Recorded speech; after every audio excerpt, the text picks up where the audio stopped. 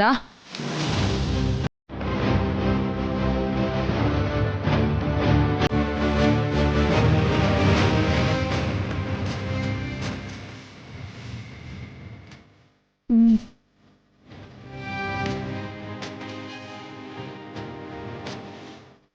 ഓ, ഒരു ഭൂകമ്പം ഒഴിവായല്ലേ.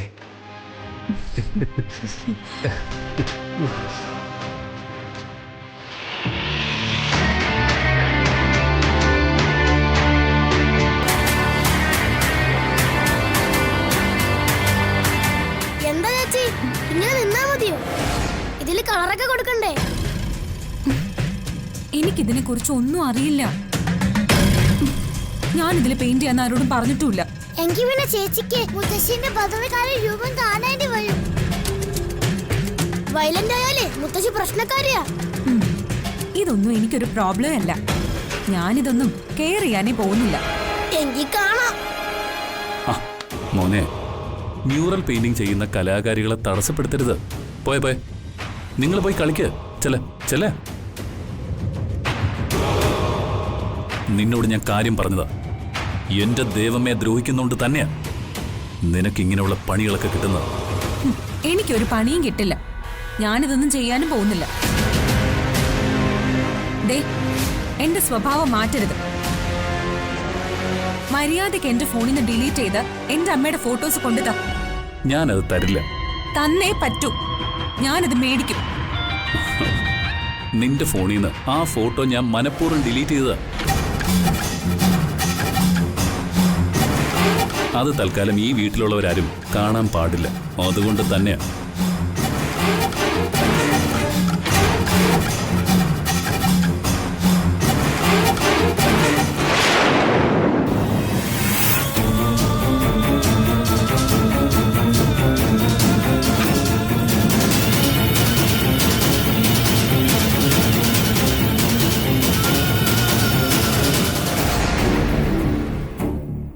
നിങ്ങളെന്തിനാ അയാളുടെ പിന്നാലെ ഇങ്ങോട്ട് വന്നത്?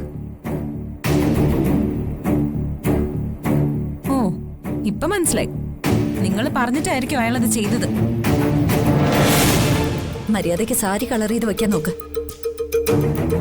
അത് ചെയ്തില്ലെങ്കിലേ അമ്മ നിന്നെ വെച്ചേക്കില്ല. മനസ്സിലായോ?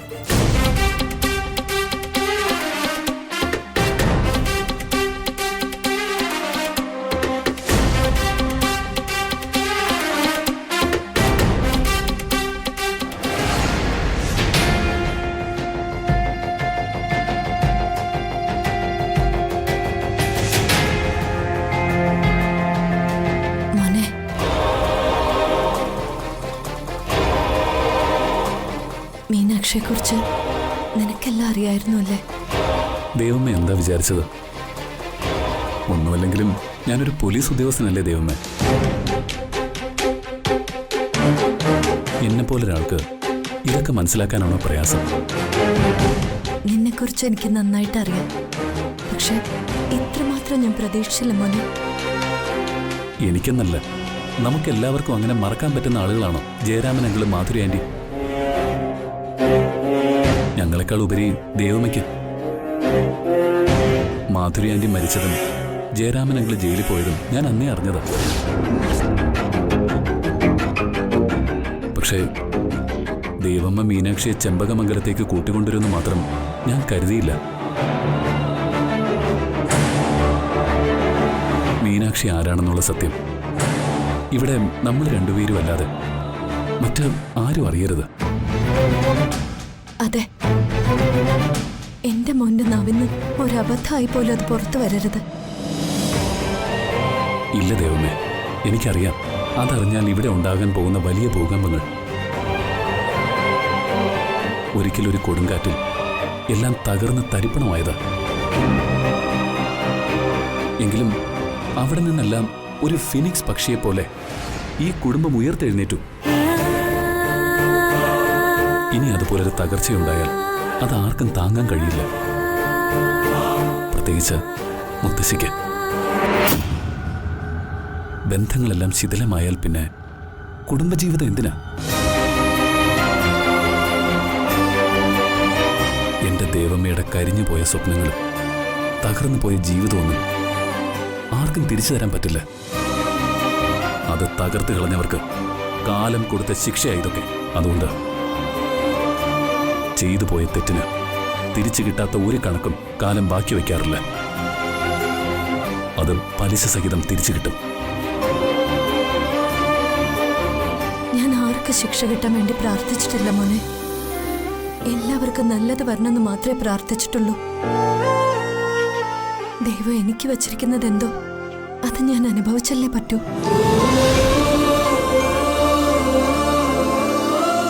എന്റെ ദേവമ്മയുടെ സങ്കടങ്ങൾക്കൊപ്പം എന്നും ഈ മകനില്ലേ കൂടെ?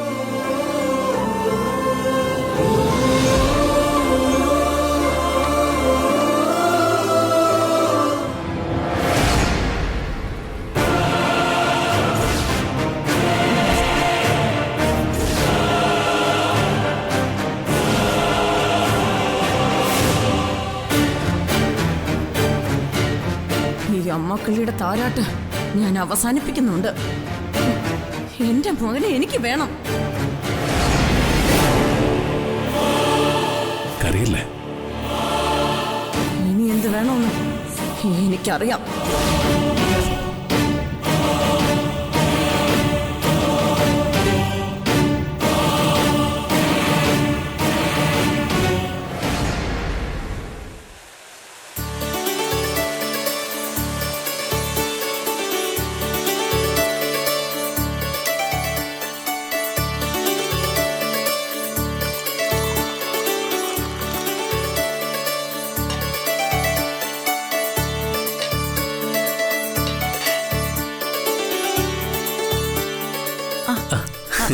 നീ എന്താ പതിവില്ലാതെ ഇവിടേക്ക്? അല്ല, ഒരാഗ്രഹം, ഒരു മസാല ദോശ കഴിക്കണമെന്ന്. അത് കൊള്ളാലോ, പ്രഗ്നന്റ് ആയ വ്യാക്കൂറുള്ള പെണ്ണുങ്ങളെ പോലെ. ഓ, സത്യം എത്ര പെട്ടെന്ന് എൻ്റെ ചേച്ചി കണ്ടെത്തി. മസാല ദോശ ഗർഭിണിയായ പെണ്ണിന് തന്നെ. എന്താടാ? അതെ, മസാല ദോശ ചേച്ചി ഉണ്ടാക്കി തരുകയൊന്നും വേണ്ട, അതൊക്കെ ഞാൻ തന്നെ ഉണ്ടാക്കിയോളാം. എനിക്ക് ദോശമാവ് മാത്രം തന്നാൽ മതി. ഞാൻ ഉണ്ടാക്കി തരാടാ. വേണ്ടെന്നേ, എനിക്ക് തനി ഉണ്ടാക്കി കഴിക്കുന്ന ഇഷ്ടം.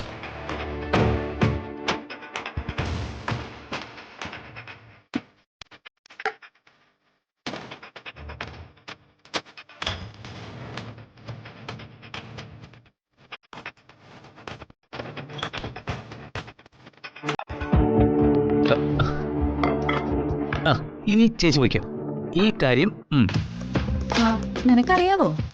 എനിക്കറിയാവുന്ന.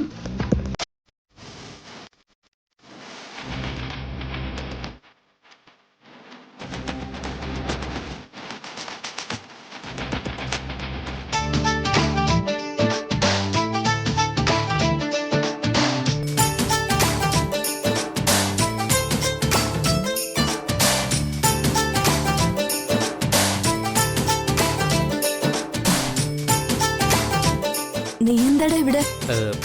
ഞാൻ ഒരു മസാല ദോശ ഉണ്ടാക്കാൻ വേണ്ടി പോവാ. നീ ഒരു കാര്യം ചെയ്യ, ആ സ്റ്റോർ റൂമിൽ ചെന്ന് വെളിച്ചെണ്ണ എടുത്തിട്ട് വാ. മസാല ദോശ ഞാൻ ഉണ്ടാക്കി തരാം. നീ തന്നെ.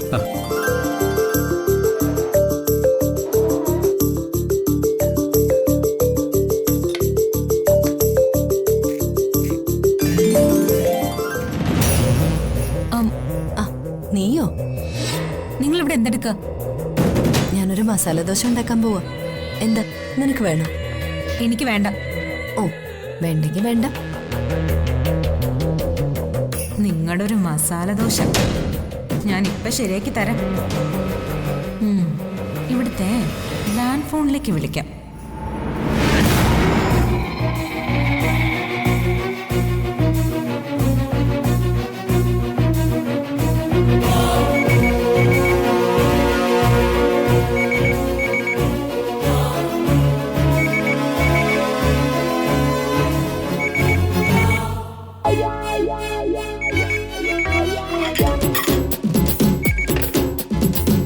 Hello hello,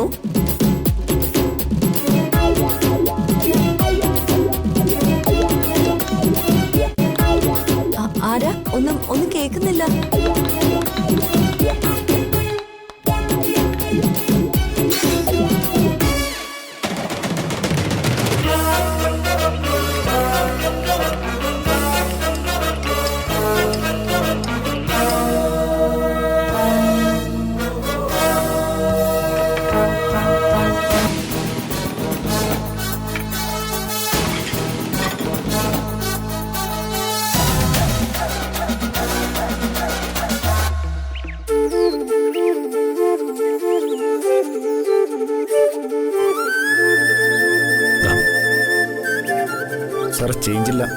it's okay fine. ശരി സാർ. Thank you.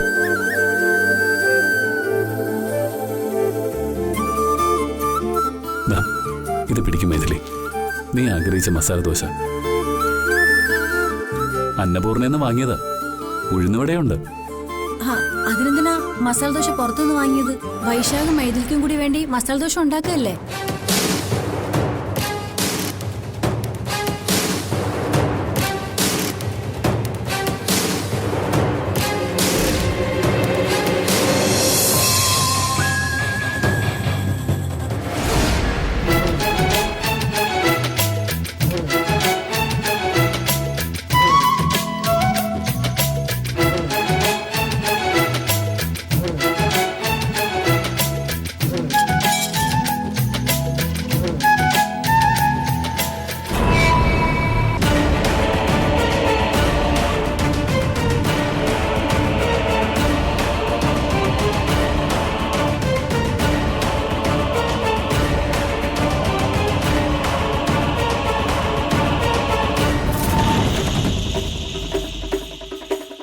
നീ ഇതിനാ മൈഥിലിക്ക് വേണ്ടി മസാല ദോശ ഉണ്ടാക്കിയത്?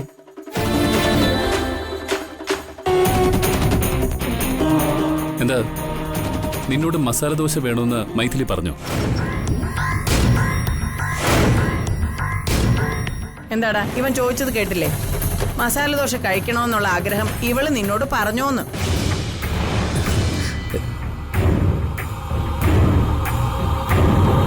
എന്താ നീ മറുപടി ഒന്നും പറയാത്തത്? അത് ഈ മൈഥിലി പ്രഗ്നന്റ് ആണെന്ന് അറിഞ്ഞപ്പോ. അല്ല, പ്രഗ്നന്റ് ആയ ഈ മസാല ദോശ തിന്നണമെന്നൊക്കെ തോന്നൂല്ലോ. ഞാൻ സിനിമയിലൊക്കെ കണ്ടിട്ടുണ്ട്.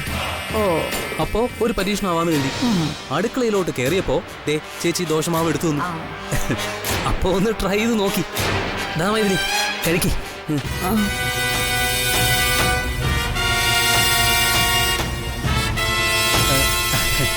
മൈഥിലിക്ക് മാത്രമല്ല, നിങ്ങൾക്ക് എല്ലാവർക്കും ഞാൻ ഉണ്ടാക്കി തരുന്നുണ്ട് മസാല ദോശ.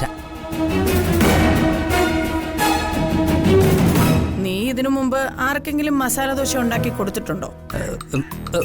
ഉണ്ട്. ആർക്ക്?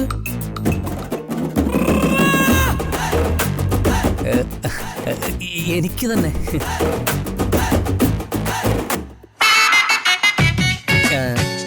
ഞാനേ ഇതിനു മുമ്പ് ഒരു തവണ ഉണ്ടാക്കി കഴിച്ചിരുന്നു. അന്നാണെങ്കിൽ ഇവിടെ ആരും ഇല്ലായിരുന്നു. അന്നാണെങ്കിൽ സക്സസ് ആവുകയും ചെയ്തു. അതാ പിന്നെ ഞാൻ ഇന്നും ഉണ്ടാക്കി. പാഴ്സൽ വാങ്ങിച്ചോ? അവളുടെ കയ്യിലിരിക്കുന്ന കണ്ടില്ലേ? അത് അന്നപൂർണയിലെ മസാല ദോശയാ.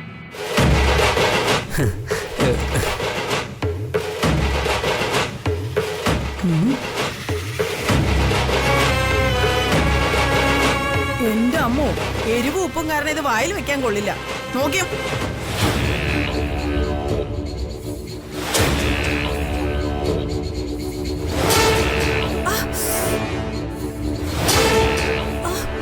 ഇതെന്തരിയാടാ? ഇതെങ്ങാനും വയറ്റിനോട് ചെന്നാലേ പുകഞ്ഞു ചാവും. അങ്ങനെ വരാൻ വഴിയില്ലല്ലോ. ഞാനാ ഇത് മിക്സ് ചെയ്തത്. ഉപ്പൊക്കെ കറക്റ്റായിട്ട് ഞാൻ ഇട്ടതാണല്ലോ. ഏട്ടത്തി പോയതിനു ശേഷം കുറച്ച് ഉപ്പും മുളകൊക്കെ ഞാനും ചേർത്തായിരുന്നു. ചുമ്മാതല്ല, കുളമായത്.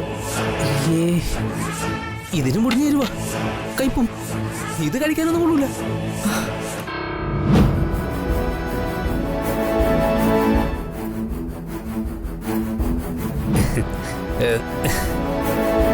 മൈഥിലിക്കുള്ള എന്റെ സർപ്രൈസ് പൊളിഞ്ഞു. നീ വാങ്ങിയത് കൊടുത്തോളൂ. എടാ, ഓരോരുത്തർക്കും ഓരോ പണി പറഞ്ഞിട്ടുണ്ട്. ഈ മസാല ദോശയൊക്കെ അത് ഉണ്ടാക്കാൻ അറിയാവുന്നവരുണ്ടാക്കണം. നീ ഇനി ഇതുപോലുള്ള പരീക്ഷണങ്ങളൊന്നും ചെയ്യണ്ട.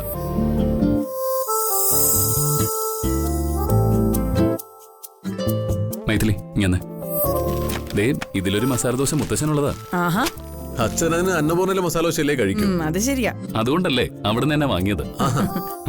അങ്കിള് ഇതൊന്ന് മുത്തശ്ശന് കൊടുക്കാവോ? പിന്നെന്താടാ, സന്തോഷമല്ലേ ഉള്ളൂ. നീ കൊണ്ടുവാ. നല്ല മണം. എന്തായാലും ഈ മസാല ദോശ പൊളിഞ്ഞു. എന്താ നന്ദിരി, അടുക്കളയിൽ കൊണ്ടുവച്ചേരെ.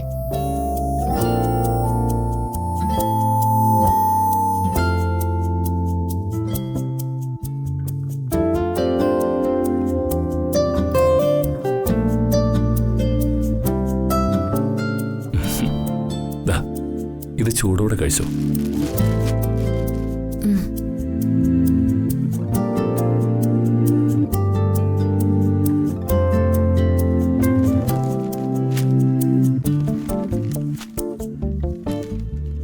അച്ഛാ ദേ കാർത്തിക് ഓർഡർ ചെയ്ത് വരുത്തിയതാ മസാല ദോശ. Very good. വിശപ്പുള്ളപ്പോ ആഹാരം കഴിക്കണമെന്നാ പ്രമാണം. ഇപ്പൊ നല്ല വിശപ്പുണ്ട്, കൊണ്ടുവാ.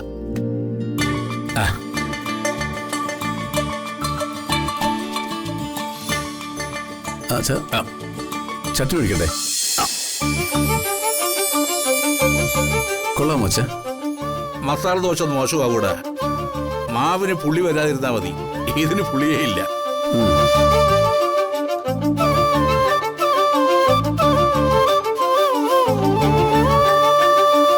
ചൂടുവെള്ളം.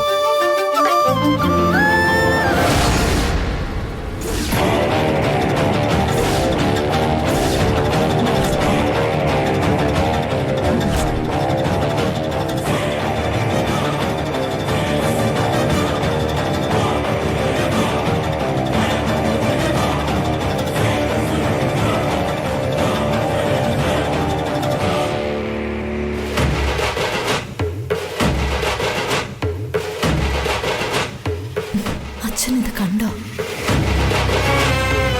അച്ഛനിത് കണ്ട ആകെ പ്രശ്നമാവുമല്ലോ.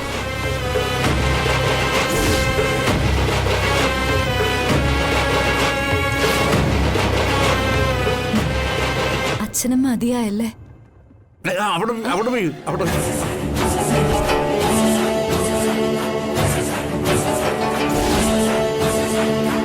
കഴിച്ചിട്ടെടുത്താ മതി.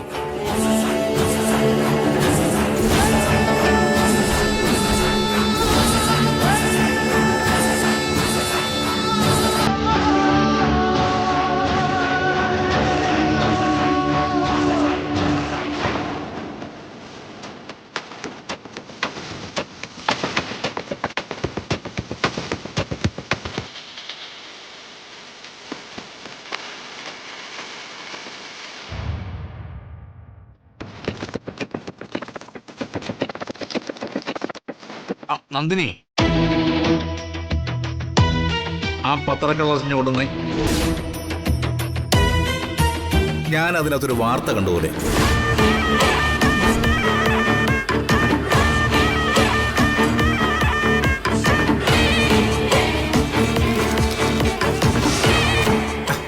അതെല്ലാം ഒന്നിച്ചാക്കിയോ?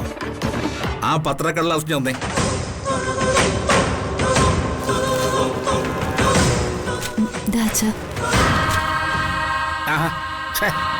ഇതിപ്പോ വായിക്കാൻ പറ്റത്തില്ലല്ലോ, കീറിയും പോയി. ഇത് മൊത്തം ചമ്മന്തിയായി. എന്താ എന്താ ഇവിടെ? അതമ്മേ അച്ഛനൊരു മസാല ദോശ കഴിക്കായിരുന്നു. മസാല ദോശയോ?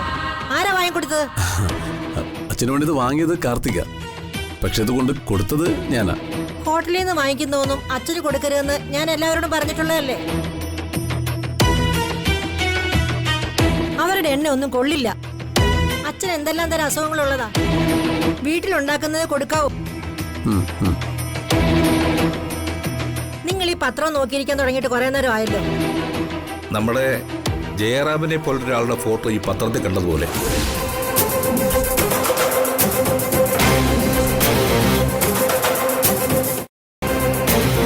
നമ്മുടെ ജയറാമിനെ പോലെയോ? അവന്റെ പേര് പോലും ഈ വീട്ടിൽ ഉച്ചരിച്ചു പോവരുത്.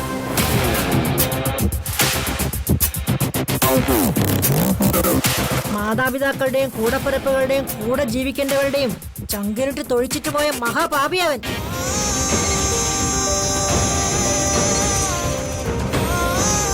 അവനലയും അശ്വത്ഥമാവിനെ പോലെ അലയും.